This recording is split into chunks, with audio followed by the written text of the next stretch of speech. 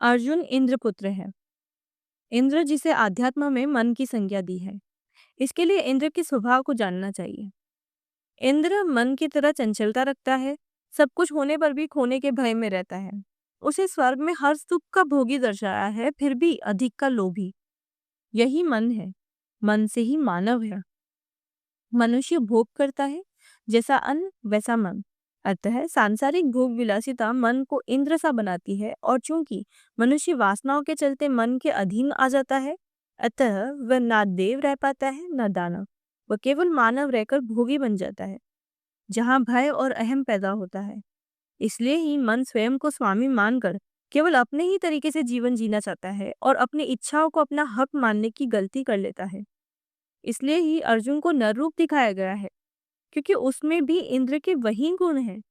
अर्जुन को संबोधित कर कृष्ण समाज को दिशा दिखा रहे हैं। कर्ण को आवश्यकता नहीं, क्योंकि वे सूर्य पुत्र हैं। क्योंकि सूर्य वो ऊर्जा है, वो आत्मा है जो धर्म और कर्म को जन्म देती है। कर्ण का जीवन उसी सत्य का दर्शन है।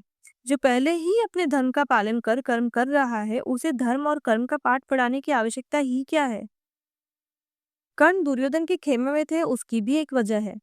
कर्ण जीवन के दुर्भाग्य से व्यतीत थे, परंतु उसके बावजूद भी अपने धर्म और कर्म का पालन करते रहे। वे दुर्योधन के मित्र बने, क्योंकि दुर्योधन ने मित्रता निभाई। परंतु दुर्योधन जिन माता पिता की संतान रहे, उन्होंने केवल अंधकार देखा और वही अंधकार उनकी संतानों में आया। यही अंधकार दुर्योधन के अहम का कारण बना। यहाँ संसार को कृष्ण क्या दिखा रहे हैं? वे बता रहे हैं कि अंधकार एक आनुवांशिक रोग की तरफ चलता ही रहता है, जिसे यदि प्रेम अर्थात ज्ञान का प्रकाश ना मिले तो पूरे वंश का नाश हो जाता है। यहाँ कर्ण दुर्योधन का प्रकाश रहे, जो सूर्यपुत्र थे, जो धर्म और कर्म के पालक रहे और समय समय पर दुर्योधन को पाप करने से भी रोका। लेकिन फिर भी वे दुर्योधन को अधर्म करने से नहीं रोक सके। इसकी दो वजह रही। पहली ये कि वे अपने मित्र धर्म का पालन कर रहे थे तथा वचनबद्ध थे और स्वयं को सदैव दुर्योधन का कृतज्ञ मानते रहे। अतः उन्हें रोकने के लिए वे स्वयं को दुर्योधन के समान नहीं देख पाए। दूसरी ये कि जब रोकना भी चाहा तो दुर्योधन अपने अहम के कारण कर्ण की बात नहीं सुन पाया। यही मनुष्य के साथ होता है। जब किसी व्यक्ति में अहंकार और अज्ञानता का अंधकार हो और वो ऐसी संगत में ही रहे जो केवल अंधकार से ग्रसित है, तब साथ में सूर्य भी हो तो भी हम उसके प्रकाश को नहीं देख पाते। इसीलिए मनुष्य अपने धर्म और कर्म को चुनने के बजाय अहम के मार्ग पर चलता है।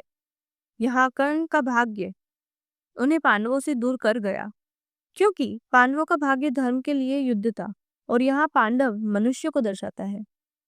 युधिष्ठिर धर्म, भीम शक्ति, अर्जुन वीरता, नकुल बुद्धि और सहदेव निष्ठा। एक मनुष्य में यदि ये पांच तत्व हो तो वह नर बनता है, और यदि यहाँ वह धर्म से कर्म पालन करे तो नारायण की अवस्था को प्राप्त करता है, अर्थात जहाँ वो नारायण बन जाता है। कर्ण में ये पांचों गुण और कर्म सूर्यपुत्र होने के कारण पहले ही था। अतः कर्ण आत्मा रूप है, इसीलिए वह नर रूप से परे थे, जिन्हें नारायण बनने के लिए गीता उपदेश की आवश्यकता नहीं थी। अतः वे सामान्य मनुष्य के उन बंधनों से परे थे, परंतु उन्हें सम्मान और प्रेम नहीं मिला। यही वजह बना उनके कौरव पक्ष में जाने की।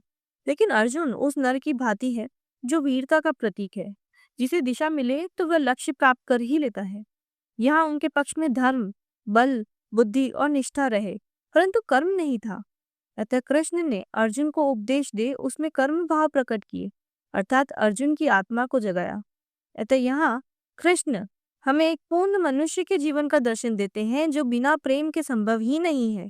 इसीलिए उनके जीवन में प्रेम लीलाओं का सबसे अधिक प्रभाव रहा, जो आज भी संसार में प्रेम भाव को जगाता है। प्रेम समर्पण है, चाहे वो जिसमें भी हो।